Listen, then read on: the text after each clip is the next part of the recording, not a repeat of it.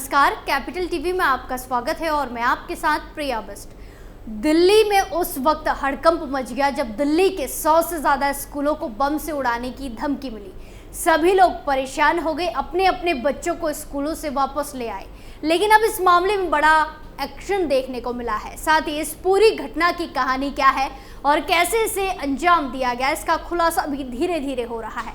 इसके साथ ही इस घटना के बाद सियासी हलचल भी देखने को मिल रही है। लेकिन अब क्या कुछ है नया और कैसे पुलिस इसको सुलझाने की कोशिश कर रही है, सब कुछ आपको हमारी स्पेशल स्टोरी में बताते हैं। दिल्ली के स्कूलों को बम से उड़ाने की धमकी देने के मामले में बड़ा एक्शन हुआ है और दिल्ली पुलिस ने एक एफआईआर दर्ज कर ली है। दिल्ली पुलिस के सूत्रों के मुताबिक एफआईआर में आपराधिक साजिश, धमकी, वर्गों के बीच दुश्मनी पैदा करने जैसे आरोप लगाए गए हैं। इतना ही नहीं, एफआईआर में यह भी कहा गया है कि स्कूलों को बम से उड़ाने की धमकी बड़े पैमाने पर दहशत पैदा करने, सार्वजनिक व्यवस्था को बिगाड़ने के लिए मेल के जरिए भेजे गए थे। खबरों के मुताबिक 1 मई को सुबह 5:47 से दोपहर 2:13 के बीच कई स्कूलों की तरफ से बम धमकी मिलने के बारे में कम से कम 125 कॉल आई। कहा गया कि कॉल आने के बाद पुलिस नियंत्रण कक्ष यानी कि पीसीआर वाहन स्कूल पहुंची और जिला पुलिस बम निरोधक दस्ता, BDS, MAC, विशेष प्रकोष्ठ और अपराध नियंत्रण कक्ष, DDMS, NDRF, फायर कैट्स और अन्य एजेंसियों को सतर्क किया गया।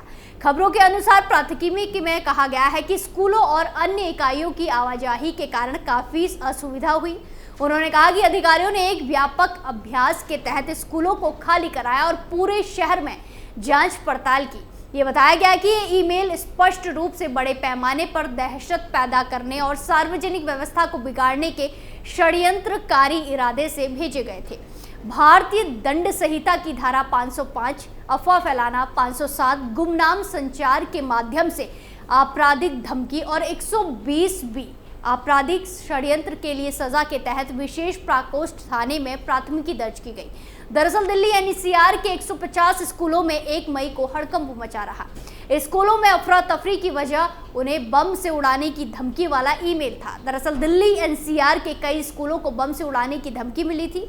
ये धमकी ईमेल के जरिए दी गई थी। पुलिस ने जब इसकी जांच की तो भेजे गए ईमेल का IP एड्रेस रूस का निकला। पुलिस का कहना है कि ईमेल भेजने में विदेश में स्टैब्लिश सर्वर और डार्क वेब का इस्तेमाल किया हो सकता है। डार्क वेब की वजह से पुलिस के लिए ईमेल भेजने वाले को खोज पाना मुश्किल हो जाता है। पहले भी कई स्कूलों को ईमेल के जरिए बम से उड़ाने की धमकी दी गई है और ज्यादातर मामलों में ईमेल भेजने वालों का पता नहीं चलता। अब चलिए आपको बताते हैं कि आखिर ये डार्क वेब है क्या, जो यहाँ सब कुछ खो जाता है। क्या होता है डार्क वेब? डार्क वेब कुछ अलग नहीं है, ये भी इंटरनेट का ही एक हिस्सा है, लेकिन इस तक पहुंचना थोड़ा मुश्किल होता है। ये इंटरनेट की दुनिया का वो काला हिस्सा है जहां अवैध और वैध हर तरह के काम होते हैं। यहां तक आपका सर्च इंजन आसानी से नहीं पहुंच सकता। इसके लिए स्पेशल ब्राउजर का इस्तेमाल किया जाता है। इंटरनेट की दुनिया 3 हिस्सों में बटी हुई है। हम जिस हिस्से का इस्तेमाल अपनी रोजमर्रा की जिंदगी में कर रहे हैं, इसमें सरफेस या सेफ इंटरनेट कहते हैं। ये इंटरनेट की पूरी दुनिया का महज 4% हिस्सा ही होता है। इसके अलावा 96% हिस्सा डीप वेब और डार्क वेब होता है। आप इसे समुद्र के उदाहरण से भी समझ सकते हैं। जिस तरह के समुद्र 3 हिस्सों में होता है। पहला समुद्र की सतह, जहां गूगल और दूसरे सर्च इंजन मौजूद होते हैं। इस स्तर पर आपको वो कंटेंट दिखता है जो सर्च इंजन पर इंडेक्स होते हैं। इसके बाद आता है डीप वेब, जो समुद्र के उस हिस्से जैसा होता है जहां गोता लगाया जा सकता है। ये इंटरनेट का वो हिस्सा है जहां ऐसे कंटेंट मौजूद होते हैं जिन्हें वेब ब्राउजर या सर्च इंजन आइडेंटिफाई नहीं करते। हो सकता है आपके रोजमर्रा के काम में कई ऐसे कंटेंट मौजूद हो जो डीप वेब का हिस्सा हो। डार्क वेब में क्या होता है? वहीं डार्क वेब को आप इंटरनेट की दुनिया का अंडरवर्ल्ड समझ सकते हैं। यहाँ पर यूजर के डेटा की खरीद फरोख्त होती है। लीक हुए डेटा को हैकर्स डार्क वेब पर ही बेचते हैं। इसे एक्सेस करने के लिए आपको स्पेशल ब्राउजर की जरूरत होती है। इसे आप TOR यानी कि द अनियन राउटर के जरिए एक्सेस कर पाएंगे। इस दुनिया में ज्यादातर वो वेब पेज और कंटेंट होते हैं जिन्हें सामान्य सर्च इंजन इंडेक्स नहीं कर सकते। इसे बहुत ही खतरनाक माना गया है। यहाँ पर आप किसी हैकर का शिकार भी बन सकते हैं। इतना ही नहीं, डार्क वेब में किसी को ट्रैक करना बहुत ही मुश्किल होता है। यही वजह है कि हैकर्स इसका इस्तेमाल करते हैं। कैसे बदल जाता है आईपी एड्रेस? आईपी एड्रेस को बदलने के लिए वीपीएन और प्रॉक्सी नेटवर्क का इस्तेमाल होता है। वीपीएन यानी वर्चुअल प्राइवेट नेटवर्क ऐसी टेक्नोलॉजी होती है जो आपके कनेक्शन को सिक्योर और प्राइवेट रखने में मदद करती है। इसमें इंक्रिप्शन का इस्तेमाल होता है जिससे यूजर का आईपी सुरक्षित रहता है। वीपीएन यूजर के लिए एक फेक आईपी एड्रेस क्रिएट करता है। इसकी वजह से यूजर की सही लोकेशन का पता लगाना मुश्किल हो जाता है।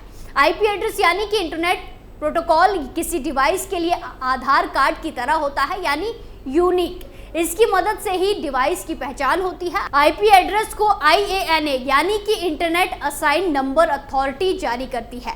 किसी भेजे गए ईमेल से किसी की लोकेशन पता करने के लिए पहले उसका आईपी एड्रेस हासिल किया जाता है और फिर उसे ट्रैक किया जाता है। अब दिल्ली पुलिस और साइबर टीम्स के सामने बड़ी चुनौती है, कैसे डार्क वेब और प्रॉक्सी सर्वर के नेटवर्क को क्रैक करके उस शख्स या संदिग्ध संगठन का पता लगाया जा सके जिसने दिल्ली NCR के 150 स्कूलों को खौफ से भर दिया, जिसे स्कूल गए बच्चों को लेकर हर पेरेंट परेशान हुए और साथ ही सुरक्षा एजेंसियों के लिए बड़ी चुनौती सामने आई।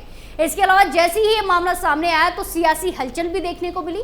दरअसल दिल्ली और नोएडा के कई स्कूलों में ईमेल के जरिए बम की धमकी के बाद दिल्ली की शिक्षा मंत्री आतिशी ने कहा कि अभी तक किसी भी स्कूल में कुछ नहीं मिला है। उन्होंने कहा पुलिस और स्कूलों के साथ लगातार संपर्क है। हालांकि स्कूलों में बम की धमकी को देखते हुए पुलिस अभी भी जांच कर रही है। इसके साथ ही दिल्ली के LG विनय कुमार सक्सेना ने इस मुद्दे पर बयान दिया। उन्होंने X पर पोस्ट किया, मैं अभिभावकों से अनुरोध करता हूं कि वो घबराए नहीं और स्कूलों और बच्चों की सुरक्षा सुनिश्चित करने से प्रशासन का सहयोग करें। उपद्रवियों और दोषियों को बख्शा नहीं जाएगा। दिल्ली सरकार के मंत्री सौरभ भारद्वाज ने कहा कि कल रात भाजपा के प्रवक्ता बार बार सीरियल बम ब्लास्ट के बारे में डरा रहे थे और आज पूरी दिल्ली में स्कूलों में बम होने की झूठी अफवाहें फैल गई है। अजीब इत्तेफाक है, दिल्ली पुलिस और LG कृपया संज्ञान लें। वैसे आपको बता दें कि दिल्ली पुलिस को स्कूलों में बम की धमकी देने वाले से काफ़ी परेशानी होती है। ये धमकियां देने वाले कभी 16 साल से भी छोटे बच्चे होते हैं, तो कभी मज़े के लिए ऐसा करते हैं, तो कभी स्कूल में मनमुटाव रखने वाले या परीक्षा में फेल होने के डर से ऐसा करने वाले छात्र भी होते हैं।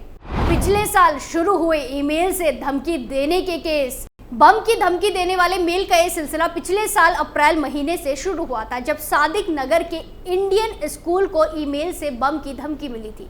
इसके बाद 27 अप्रैल को साकेत के एमिटी स्कूल को भी पोस्ट से ऐसी ही धमकी आई। पिछले साल 2 मामलों में पुलिस को सफलता भी मिली थी। दोनों ही मामले में एक ही कोचिंग सेंटर अमर कॉलोनी में पढ़ने वाले छात्रों को पकड़ा गया। एक मामले में DPS मथुरा रोड को भेजे गए ईमेल को एक ऐसे छात्र तक ट्रैक किया गया जिसकी किसी सीनियर छात्र से दुश्मनी थी। धोखाधड़ी वाला ईमेल भेजने के बाद छात्र ने अपनी हरकतों के बारे में डींग मारी थी, ये सोचकर कि नाबालिग होने के कारण उसे कोई कानूनी सजा नहीं मिलेगी। उसी कोचिंग के बैग दूसरे छात्र ने भी इसी छात्र को देखकर साकेत के अमृता पब्लिक स्कूल को ईमेल भेजा, क्योंकि उसे डर था कि वो एग्जाम में फेल हो जाएगा। एक दूसरे मामले में पुलिस को शक था कि DPS मथुरा रोड को धमकी भरा ईमेल किसी छात्र में भेजा है।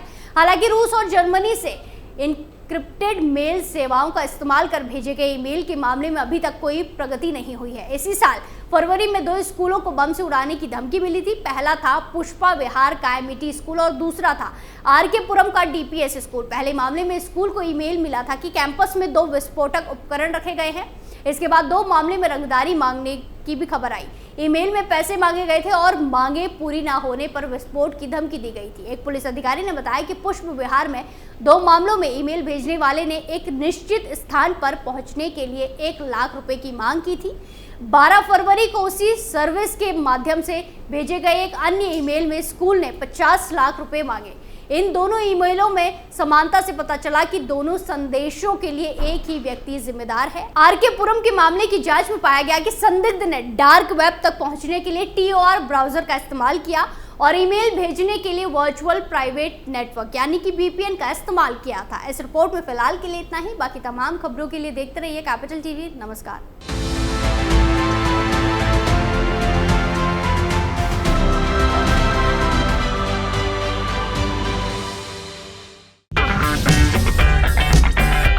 अगर आपको हमारा वीडियो पसंद आया हो तो इसे लाइक करें, हमारे चैनल को सब्सक्राइब करें और हाँ, बेल आइकन दबाना ना भूलें ताकि आप तक हमारे वीडियो की नोटिफिकेशन पहुंचती रहे। आप अपना सुझाव हमें कमेंट बॉक्स में दे सकते हैं। हमारे साथ जुड़ने के लिए शुक्रिया।